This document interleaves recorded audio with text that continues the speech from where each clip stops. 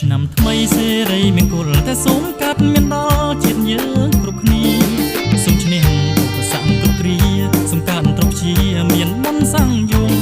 ទាំងមន្ត្រីរាជការទៅធំយើងសូមជូនពរដោយចិត្តស្មោះស្មោះប្រាជ្ញា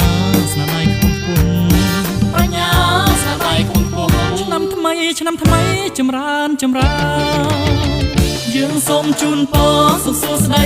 ឆ្នាំថ្មីចម្រើនក្រុមប្រការមន្ត្រីកសិករទាំងរដ្ឋាពរ5ប្រការចម្រើន